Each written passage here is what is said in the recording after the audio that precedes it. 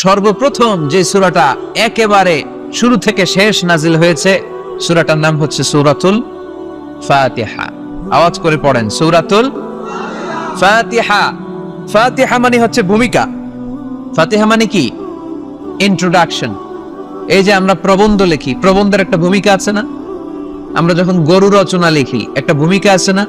তো এই যে 30 পারা কোরআন আল্লাহ লিখে পাঠালেন, আমাদের জন্য দিলেন, এর একটা ভূমিকার দরকার আছে না নাই? আল্লাহ সূরাতুল ফাতিহাকে এই কোরআনের ভূমিকা হিসেবে এই সূরার শুরুতে স্থান দিয়ে দেয়। সুবহানাল্লাহ মাহফিলের পরে বললেও চলবে, সুবহানাল্লাহ বললে লাভ না লস? একবার সুবহানাল্লাহ বললে মাহফিলগুলো যে কি বরকতে, হুজুরা একটু পর পর কয় পড়েন সুবহানাল্লাহ, আমরাও পড়ি সুবহানাল্লাহ। আর ওইদিকে যে আমল নামা কিভাবে উপরের দিকে উঠতেছে আমরা নিজেরাই টের পাই না। একবার সুবহানাল্লাহ পড়লে এই আকাশ আর জমিনের গ্যাপ আল্লাহ সওয়াব দিয়ে পূর্ণ করে আপনার আমল নামায় ঢুকায় দিবে। দেখেন কত চালাক, সওয়াবের কথা শুনছে, এখন সুবহানাল্লাহ গলা ফাটায়। সওয়াব আছে যেখানে আমরা আছি, এজন্য সুবহানাল্লাহ, আলহামদুলিল্লাহ, আল্লাহু আকবার, এই তাসবিহগুলো যেন আমরা বেশি বেশি পড়ি। তো আমরা যে সূরাটা থেকে কথা শুনতেছি, সূরাটার নাম সূরা, সবাই বলেন কি নাম? সূরাতুল ফাতিহা। এটার আরেকটা নাম হচ্ছে উম্মুল কিতাব, মানে কিতাবের মা। উম্মুনের আরেকটা অর্থ হচ্ছে সেন্টার, কেন্দ্র। এটা কোরআনের কেন্দ্র। তার মানে পুরো কোরআনকে সংক্ষিপ্ত করলে ওটা সূরা ফাতিহা হয়ে যায়, আবার সূরা ফাতিহাকে ব্যাখ্যা করলে পুরো কোরআন হয়ে যায়। এই সূরার আরেকটা নাম হচ্ছে সূরাতুল ওয়াফিয়া। কি না? মানে অখণ্ড সূরা। কি সূরা? এই সূরাকে খণ্ড করে পড়া যায় না। পড়া যায়? অন্যান্য সূরাকে পড়া যায়। যেমন সূরা আর রহমানের অর্ধেক আমি এক রাকাতে পড়লাম, দ্বিতীয় রাকাতে বাকি অর্ধেক আমি পড়লাম, কোনো সমস্যা আছে? অথবা সূরা নাবার অর্ধেক আমি এক রাকাতে পড়লাম, দ্বিতীয় রাকাতে বাকি অর্ধেক, সমস্যা আছে?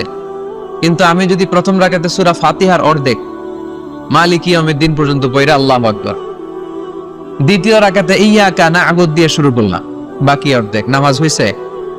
এর কারণ এই সূরাটা পড়লে পুরোটাই পড়তে হয়, এটারে হাফ হাফ করে পড়ার কোনো সুযোগ নাই। এজন্য এটা অখণ্ড সূরা, এটাকে খণ্ড করে পড়া যায় না। আবার এই সূরার আরেকটা চমৎকার নাম হচ্ছে সূরাতুদ দুআ। সূরাতুদ দুআ।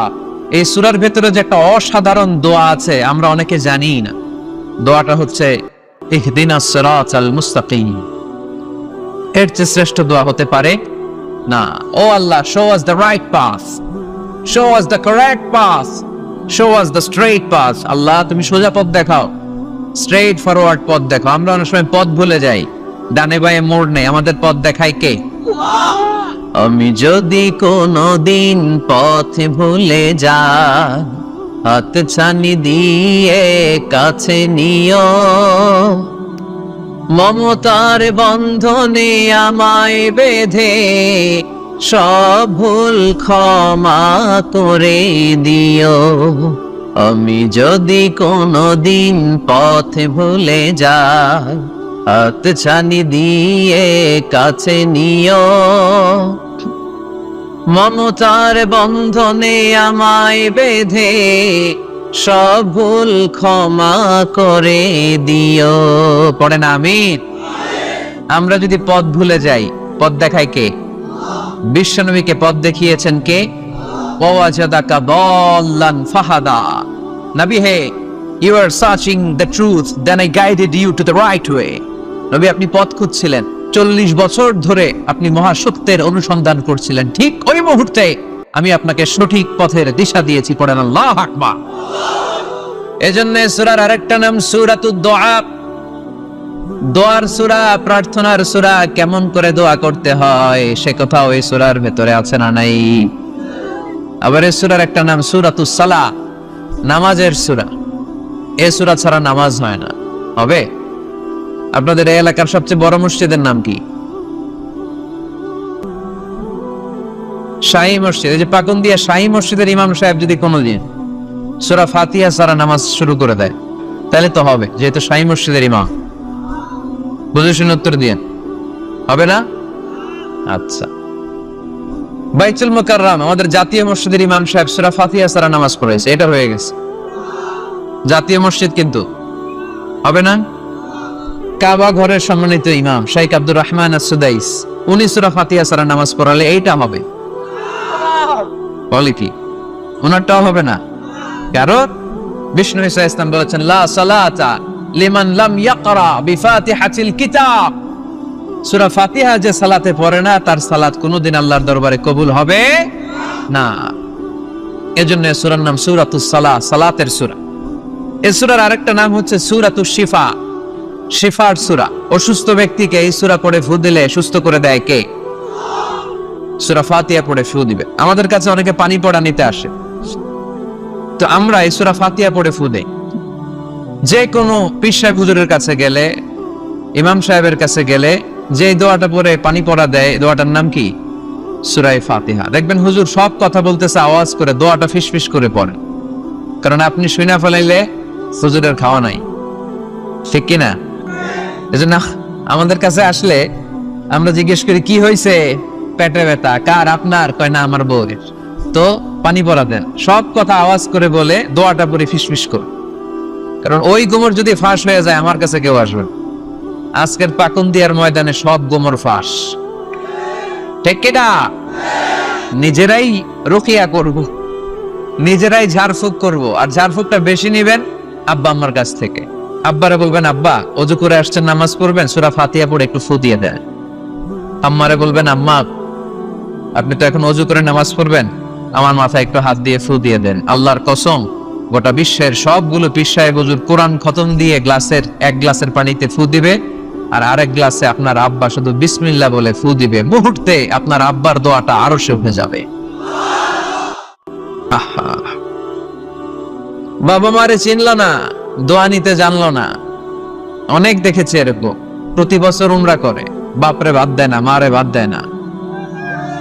ঘরে মা বাবার উপরে রেখে তুমি কাবা ঘরে যে আল্লাহরে খোঁজো, কপাল পোড়া, ঠিক কিনা?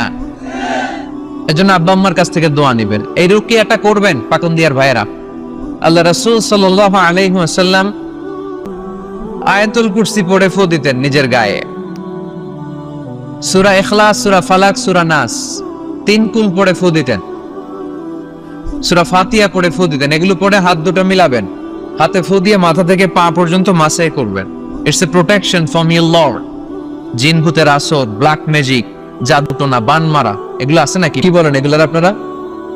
বান মারে, জাদুটোনা করে, ব্ল্যাক ম্যাজিক করে, এগুলো থেকে আমাদের সোনামণিদেরকে আমরা প্রোটেকশন করাবো কিভাবে? ওদেরকে শিখাই দিব। সূরা ফাতিহা পড়ে, আয়াতুল কুরসি পড়ে, 3 কুল পড়ে তুমি হাতের মধ্যে ফু দিবা।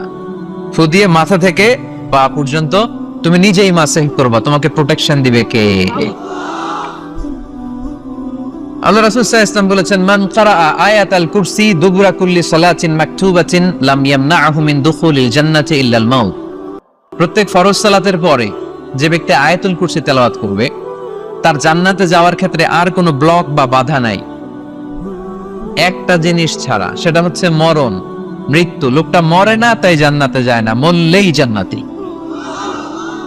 এজন্য আজকে থেকে সূরা ফাতিহা বেশি বেশি পড়বেন। তো সাইয়েদনা আবু সাঈদ আল খুদরি রাদিয়াল্লাহু তাআলা আনহু বর্ণনা করেন, আমরা একবার মরুভূমিতে সফর করছিলাম, হঠাৎ দেখলাম মানুষের জটলা ডিঙ্গিয়ে ভেতরে যেয়ে দেখি এক লোক শুয়ে আছে, আর অন্য লোকেরা মন্ত্র পড়ে ফু দিচ্ছে। উল্টাপাল্টা মন্ত্র পড়ে ফু দেয় না? তো এগুলো পড়ে ওরা মন্ত্র পড়তো। তো উনি যেয়ে দেখলেন কি কি মন্ত্র পড়ে এই লোককে ফু দিচ্ছে। উনি বললেন কি হয়েছে? সবাই বলল আমাদের নেতা সাইয়্যিদুল হাইমানি গোত্র, এই গোত্রের নেতা সাপ কামড় দিয়েছে, বিষে এমন নীলাভ হয়েছে দেহ মনে হয় মারা যাবে। কি করা যাবে? তোমরা কি কোনো রুকিয়া ঝাড়ফুঁক জানো? উনি বললেন জানি। তাহলে আসো একটু ঝাড়ফুঁক করো। উনি বলল শর্ত আছে, আমাদেরকে ছাগল দিতে হবে, 1 পাল ছাগল। আরেক বর্ণনায় এসেছে 30টারও অধিক ছাগল। সবাই বলল আমাদের নেতা, এর যদি কিছু হয়ে যায় আমরা নেতৃত্ব শূন্য হয়ে যাব, ছাগল লাগুক আর ওট লাগুক, তুমি আসো। বাড়ি বাড়ি যে ছাগল এনে, ছাগল রেডি। সাইয়েদনা আবু সাঈদ আল খুদরি রাদিয়াল্লাহু তাআলা আনহু পড়তে আরম্ভ করলেন। পড়ে ফু দিলেন। ফু দিতে দেরি, মুহূর্তের মধ্যে সোয়ালটা বসে গিয়েছে।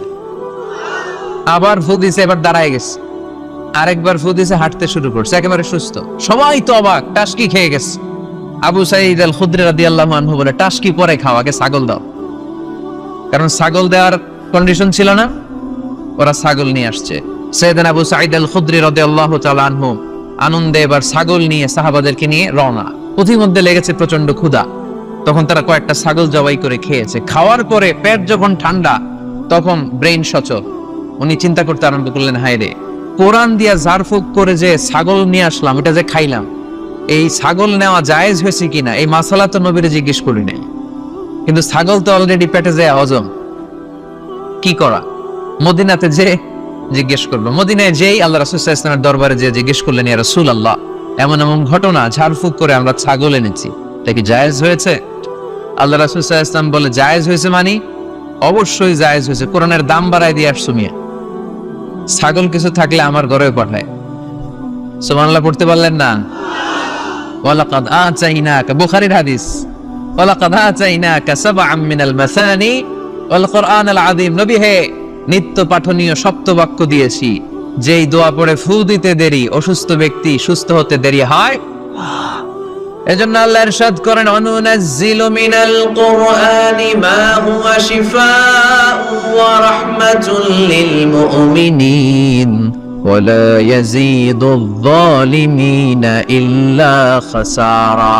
এই কোরআনকে আমি শিফা হিসেবে নাজিল করলাম, এই কোরআনকে আমি রহমত হিসেবে নাজিল করলাম, এই কোরআনকে আমি তোমাদের জন্য হেদায়েত হিসেবে নাজিল করলাম। তোমাদের কোরআন রহমত এনে দিবে, বরকত এনে দিবে, শিফা এনে দিবে, কিন্তু জালেমদেরকে কিছু এনে দিবে না। ঠিক কি না? ওয়ালা ইয়াজিদিয যালিমিনা ইল্লা খাসারা। জালিমদের অকল্যাণ করবে, জালিমদের কল্যাণ নাই এই কোরআনে। জালিম যদি হেদায়েতের নিয়তে কোরআন পড়ে তাহলে কল্যাণ পাবে, তা না হলে কল্যাণ পাবে না। তো এখন থেকে আমরা যদি অসুস্থ হয়ে যাই, যেই সূরাটা পড়ে আমরা ঝাড়ফুঁক করব, সূরাটার নাম আরো জোরে বলেন, ফাতিহা।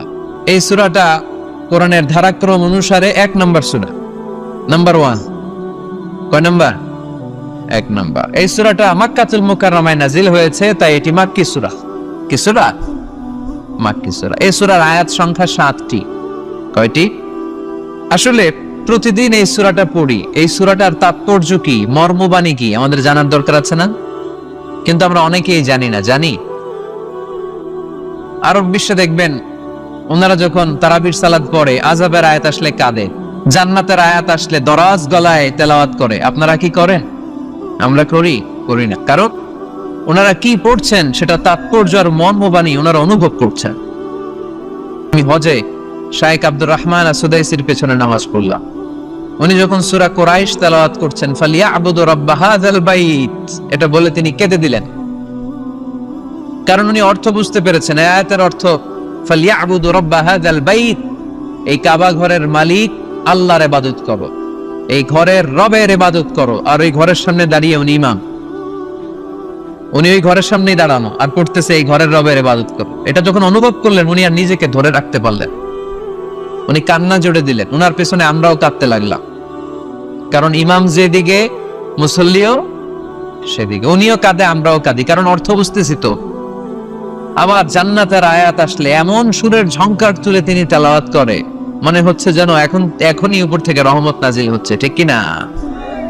আমরা যখন তারাবির সালাত পড়ি, আমাদের কখন যে আযাবের আয়াত গেল, কখন যে জান্নাত গেল, আর কোন দিক দিয়ে জাহান্নাম গেল, কোন দিক দিয়ে ইউসুফ নবীর কাহিনী গেল, কোন দিক দিয়ে আমার নবীর ঘটনা গেল, কিছু টের পাই। শুধু আমরাই টের পাই না এমনটা না, যিনি পড়াচ্ছে উনিও টের পায়। ঠিক কি না? এজন্য আমাদের চোখ দিয়ে দাঁড় দাঁড় করে পানি নামে না, আমরা অশ্রুসিক্ত হই না। জান্নাতের আয়াত আসলে আমাদের মজা লাগে না, কোরআনটারে মজা লাগাইতে হবে। ঠিক কি না? বুঝতে হবে মাতৃভাষায়। স্মার্টফোন ইউজ করেন কারা কারা দেখি?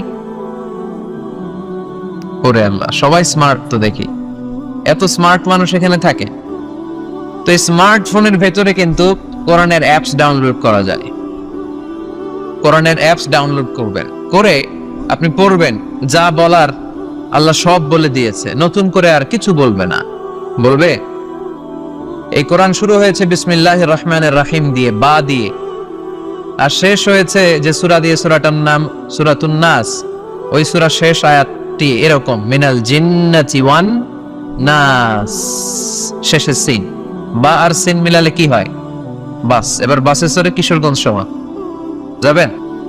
এই বাস কি ওই বাস না, এই বাস মানে যথেষ্ট, বাস মানে এনাফ, সাফিসিয়েন্ট।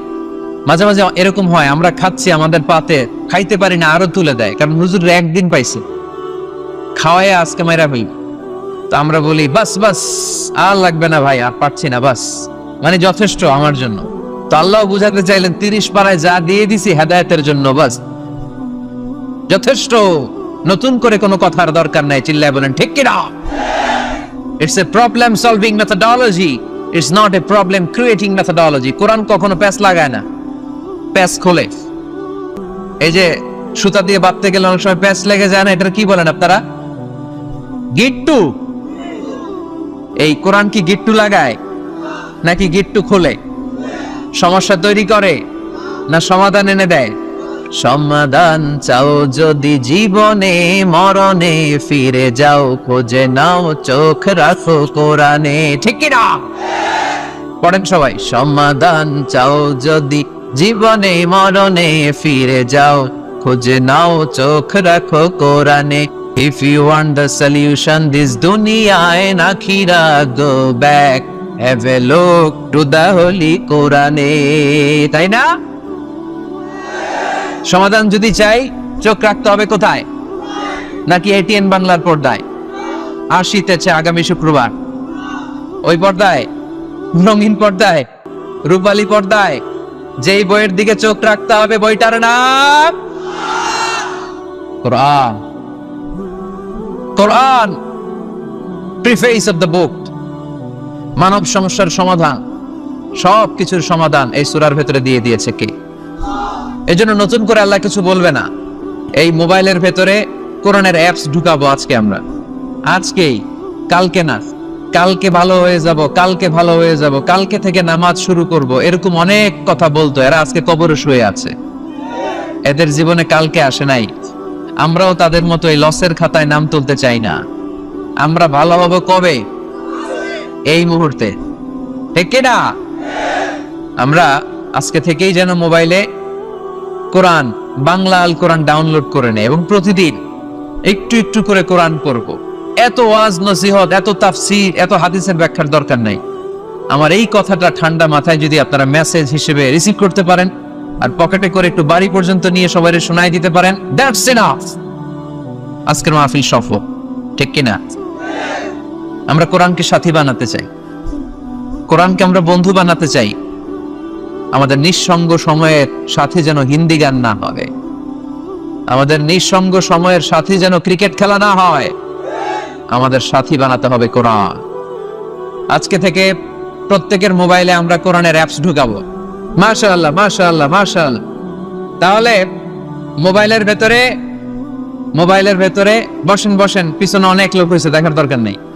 যে বলছি দেখার দরকার নেই, এখন তো দেখবেই, এখন দেখবেই। আল ইনসানু হারিসুম মা মুনিআ, মানুষকে যেটা করতে নিষেধ করা হয় বেশি, মানুষ এটা করে বেশি। সব মানুষ ওয়াজ শুনতেছে, হঠাৎ উপস্থাপক বলে হুজুর আসতেছে, কেউ পিছনে তাকাবেন না, সবাই পিছনে। এতক্ষণ কিন্তু তাকাচ্ছিল না। তো এই জন্য স্মার্টফোনে আমাদের কোরআন থাকবে। কি থাকবে? আর প্রতিদিন 1 আয়াত, 2 আয়াত, 3 আয়াত হোক, আমরা কোরআন পড়বো। আল্লাহ যদি আবার আমার হায়াতে বাঁচায় রাখে, আমি যদি আবার এই পাকুন্দিয়ার মাঠে কোনোদিন আসি, আমি কিন্তু ফিডব্যাক নিব। ওই দিন জিজ্ঞেস করবো কাদের কাদের মোবাইলে কোরআন ঢুকছিল, কারা কারা কদ্দুর পড়ছে। ওই দিন যেন হাত তুলে বলতে পারেন, হুজুর ওই দিনের মাহফিল শুনে আমি এতটাই পরিবর্তন হয়েছি, প্রতিদিন 2 আয়াত 3 আয়াত করে পড়তে পড়তে কোরআনের 15 পারা আমার শেষ। কেউ যেন বলতে পারেন 20 পারা আমার শেষ। কারো মুখে যেন আমি শুনতে পাই যে 30 পারা আমাদের শেষ। পারা যাবে? এই কথাগুলো শোনানোর জন্য এই তাফসীর মাহফিল। এটা আমাদের সৌভাগ্য যে আমাদের কথা শুনে মানুষ পরিবর্তন হয়। আমরা যখন এয়ারপোর্ট পাস করি, দেশের বাইরে যাই, লোকজন দৌড়ে এসে বলে হুজুর কোরআনের কথা শুনে পরিবর্তন হয়েছে, আমি আপনার কোরআন ক্লাসের ছাত্র। ওই দিন এয়ারপোর্টে পুরো ফ্যামিলি, বাবা মা ভাই বোন ছেলে পেলে এসে বলে আমাদের পুরো ফ্যামিলিটা আপনার তাফসীর ক্লাসের ছাত্রছাত্রী। আলহামদুলিল্লাহ ওয়া শুকরুলিল্লাহ, লা ফখর, লা ফখর, কোনো ফখর নাই এতে, শুকরিয়া একজনের, তিনি কে? তাহলে প্রতিদিন কোরআন পড়বেন তো? সূরাটার নাম সবাই বলেন আরো জোরে। আয়াত সংখ্যা মাক্কি না মাদানী? প্রথম আয়াতে আল্লাহ বললেন আলহামদুলিল্লাহি, আলহামদুলিল্লাহি, সকল প্রশংসার মালিক কে? তিনি হচ্ছেন রব্বুল আলামিন। হামদুন মানে প্রশংসা, হামদুন মানে কি? আর আলহামদু মানে সব প্রশংসা, সকল প্রশংসা। প্রশংসা হয় সুন্দরের, প্রশংসা হয় আল্লাহর চেয়ে সুন্দর কেউ আছে? ইন্নাল্লাহা জামিল ইউহিব্বুল জামাল। আল্লাহ সুন্দর, সুন্দরকে পছন্দ করে কে? দুনিয়া সুন্দর, মানুষ সুন্দর, আসমান সুন্দর, জমিন সুন্দর, সুন্দরে সুন্দরে পাল্লা, জানি না কত সুন্দর তুমি আল্লাহ, জানি না কত সুন্দর তুমি আল্লাহ। সুবহানাল্লাহ পড়েন। আল্লাহর এক নজর দেখার জন্য আমরা পাগল হয়ে যাব কিয়ামতের দিন। সব জান্নাতীরা বসবে, আল্লাহ বলবে এই জান্নাতীরা, কোরআনে যা যা কমিটমেন্ট আর প্রমিস দিছিলাম যে তোমাদেরকে দিব সব পাইছো? সবাইকে পাইছি। একজন পিছন থেকে দাঁড়ায় বলবে একটা পাইনি। কি পাও নাই? আপনারই তো পাইনি, আপনারই তো দেখি না। তখন আল্লাহ তাআলা হাজার হাজার নূরের পর্দার ভেতর থেকে ফোকাস দিয়ে আল্লাহর নূর, আল্লাহর সৌন্দর্য সেদিন জান্নাতীদের কাছে প্রকাশ করে দিবেন। আমরা যেন এভাবে একসাথে বসে আল্লাহর নূর দেখতে পারি। আল্লাহ তুমি তৌফিক দাও। এজন্য আল্লাহ বললেন আলহামদুলিল্লাহি রাব্বিল আলামিন, প্রশংসার মালিক হলাম আমি আল্লাহ, আমি হলাম রাব্বুল আলামিন। আলহামদু, সকল প্রশংসা। প্রশংসা করে শেষ করা যাবে? ওয়া ইন তা'আদ্দু নি'মাতাল্লাহি লা তুহসুহা। তোমার হাতের আঙ্গুলের কড়াই যদি গুনতে শুরু করে দাও আল্লাহ কত নেয়ামত দিয়েছে, গুনে শেষ করা যাবে? এই পৃথিবীর সব সাগরের পানি যদি কালি হয়, গাছের পাতা যদি খাতা হয়, সাগরের পানি নিয়ে গাছের পাতার মধ্যে আল্লাহর প্রশংসা সুবহানাল্লাহ আলহামদুলিল্লাহ লিখতে লিখতে আমাজন জঙ্গল, আফ্রিকার জঙ্গলের সব গাছের পাতা যদি শেষ করে দেই, সাগরের সব কালি যদি শেষ করে দেই, আল্লাহর প্রশংসা করা শেষ হবে? সাগরের জলকে কালি করে, গাছের পাতাকে খাতা করে, তোমার মহিমা লেখা শেষ হবে না, যদিও লিখি প্রভু জীবন ভরে। সাগরের জলকে কালি করে। আল্লাহু আকবার। আল্লাহর প্রশংসা করতে হবে বেশি বেশি। আল্লাহ রাসূল সাল্লাল্লাহু আলাইহি ওয়াসাল্লাম মসজিদে নববীতে ইমামতি করছেন, আল্লাহু আকবার। কেরাত পরে রুকুতে গেলেন, আল্লাহু আকবার। রুকু থেকে উঠে সামি আল্লাহু লিমান হামিদা পড়লেন। পেছন থেকে সব সাহাবারা পড়ল রব্বানা ওয়ালাকাল হামদ। কিন্তু একজন সাহাবা অতিরিক্ত বাড়িয়ে পড়তে আরম্ভ করলো হামদান কাসীরান তাইয়িবান মুবারাকান ফীহি। চারটা বাক্য অতিরিক্ত। কোন সাহাবী পড়ে না, উনি পড়ল। ফিসফিস আওয়াজে পড়াতে রাসূল সাল্লাল্লাহু আলাইহি ওয়াসাল্লামের কানে আওয়াজটা আসলো। নামাজ শেষে আল্লাহ রাসূল সাল্লাল্লাহু আলাইহি ওয়াসাল্লাম বললেন, আমি যখন পড়েছি সামি আল্লাহু লিমান হামিদা, তোমাদের পড়ার কথা রব্বানা ওয়ালাকাল হামদ, কিন্তু দেখলাম কে যেন একজন পড়েছো হামদান কাসীরান তাইয়িবান মুবারাকান ফি। কে পড়েছো? আমি তো কখনো এটা তোমার শিখাই নাই। কই পাইলা? কে? বয়েদ কেউ দাঁড়ায় না। রাসূল সাল্লাল্লাহু আলাইহি ওয়াসাল্লাম অভয় দিলেন। এরপর একজন হাত তুলছে, আমি। তুমি কোত্থেকে পেলে? আমি তো শিখাইনি।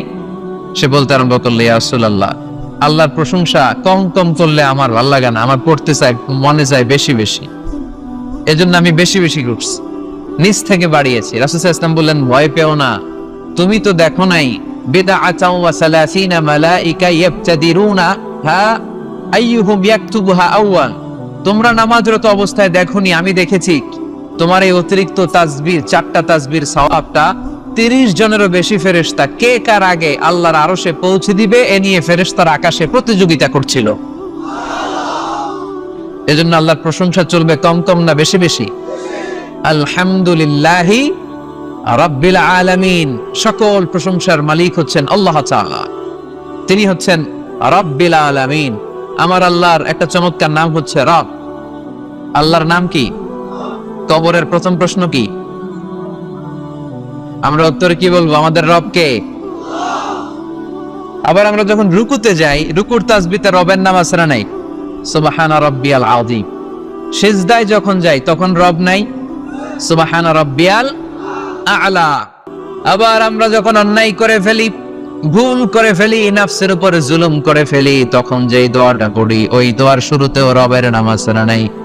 দোয়াটা পড়েন, রব্বানা যালামনা আনফুসানা ওয়া ইন লাম তাগফির লানা ওয়া তারহামনা লানাকুনান্না মিনাল খাসিরিন। আবার যখন আমাদের জ্ঞানের দরকার, আল্লাহর কাছে জ্ঞান চাই, বিদ্যা চাই, ওই দোয়ার শুরুতেও রবের নাম আছে না নাই? রব্বি জিদনি ইলমা, আওয়াজ করে পড়েন, রব্বি জিদনি ইলমা, ও আল্লাহ জ্ঞান বাড়িয়ে দাও। জ্ঞান বাড়িয়ে দেয় কে? তার মানে সব জায়গায় রবের নাম আছে না নাই? আমার আল্লাহর একটা চমৎকার নাম হচ্ছে রব। আল্লাহর নাম কি? সবাই বলেন। এত 1 লক্ষের মতো মানুষ হবে এখানে, হবে না? 1 লক্ষের বেশি হবে। তো সবাই যদি আল্লাহর নামটা আওয়াজ করে নিতেন, এরকম আওয়াজ হতো। আল্লাহর নামগুলো খুব ভালোবাসার সহকারে নেবেন। আল্লাহর একটা নাম হচ্ছে রব। চিল্লায় বলেন, কি নাম? রব। রব কাকে বলে? যার যখন যেটা যতটুকু দরকার তাকে তখন সেটা ততটুকু, যিনি ফরিয়াদ করার আগেই দিয়ে দেয়, তার নাম রব। আবার খেয়াল করে বুঝেন, যার যখন যেটা যতটুকু দরকার তাকে তখন সেটা ততটুকুই চাওয়ার আগে যিনি দিয়ে দেয়, তার নাম রব। মায়ের পেটের ভেতরে যে আমরা ছিলাম, এখন যত বড় এত বড় হইতেছিলাম না? কতটুকু ছিলেন? হ্যাঁ, একটু, কেউ দেখাইতেছে একটু, একটু ছিলা? আরো ছোট হতে ছিলাম, এতটুকু ছিলাম, এতটুকু, আরো ছোট। তোমরা কি ব্যাঙ্গাচি চিনো? ব্যাঙ্গাচি, ব্যাঙ্গের পোনা। বর্ষাকালে পানিতে ব্যাঙ্গের পোনা আছে না? ছোট বাচ্চারা মনে করে এগুলো পোনা মাছ। তোরা বাড়িতে ধরে নিয়ে আসে যে আম্মা মাছ আনছি, মায় দেখা দেয় কোনি এটা মাছ না ব্যাঙ্গের সাপ, এটা হচ্ছে ব্যাঙ্গের পোনা। এই ব্যাঙ্গের পোনার মতো আমরা ছিলাম, রক্ত চোষা জোকের মতো মায়ের জরায়ুর দেয়ালে আমরা লেপ্টে ছিলাম। নুতফা, আলাকা, মুতগা, sperm drop, then the blood clot and finally the little flesh. কিচ্ছু ছিল না আমার। আস্তে আস্তে আল্লাহ আমাকে বড় করলেন।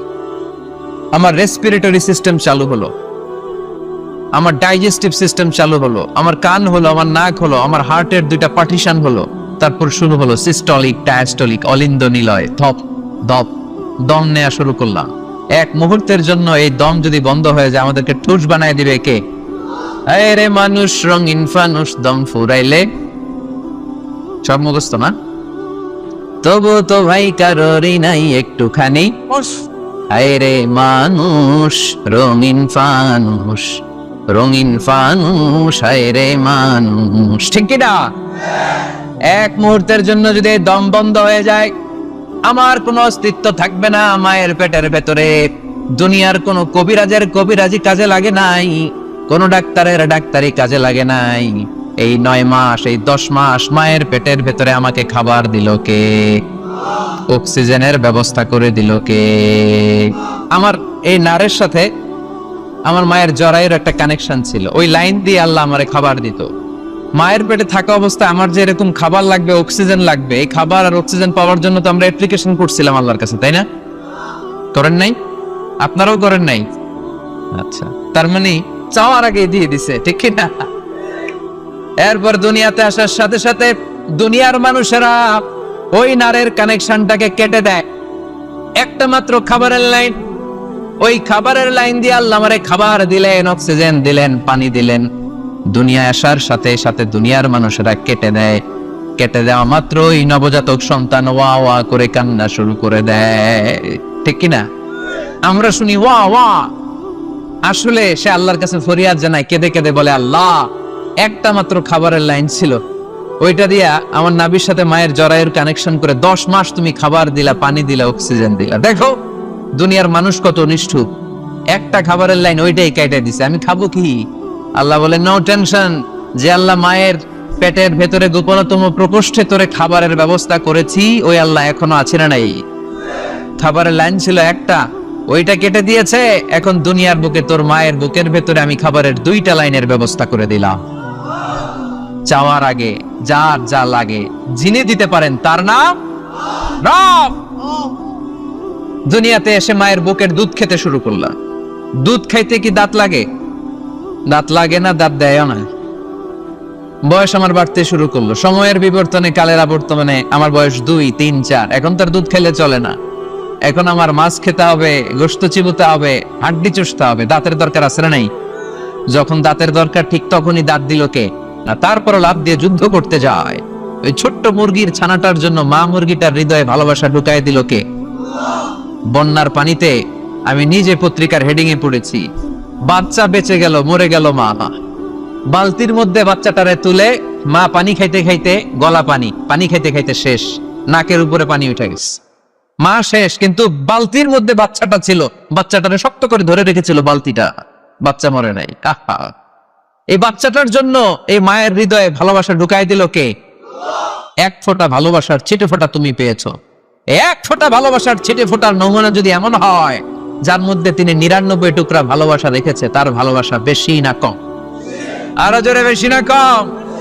এজন্য আল্লাহ বললেন, লা তাকনাতু মির রাহমাতিল্লাহি ইন্নাল্লাহা ইয়াগফিরুয যুনুবা জামিআ ইন্নাহু হুয়াল গফুরুর রহিম। খবরদার, তুমি গুনাহ করেছো, অন্যায় করেছো, তোমার গুনাহ যত বেশি হোক আমার দয়া তার চাইতেও বেশি। ঠিক কি না? আমাদের পাপ যদি হয় খালের পানির সমান, বিলের পানির সমান, আমার আল্লাহর দয়া সাগরের পানির সমান। আমার পাপ যদি হয় পাহাড়ের সমান, আমার আল্লাহর দয়া আকাশের সমান। তাই না? আমরা কি পাপ করছি? পাপ নাই কার কার? পাপ করেন নাই, অন্যায় করেন নাই, এরকম আল্লাহর ওলি কে কে আছে দেখি? আছে না পাপ? বিষ্ণু বলেন, কুল্লুকুম খাত্তাউন, তোমরা সবাই পাপী, ওয়া খায়রুল খাত্তাইন আত-তাওয়াবুন। আর এই পাপীদের মধ্যে সবচেয়ে ভালো পাপী যে পাপ করার পরেই তাওবা করে। এজন্য রহমতের দরজা, ভালোবাসার দরজা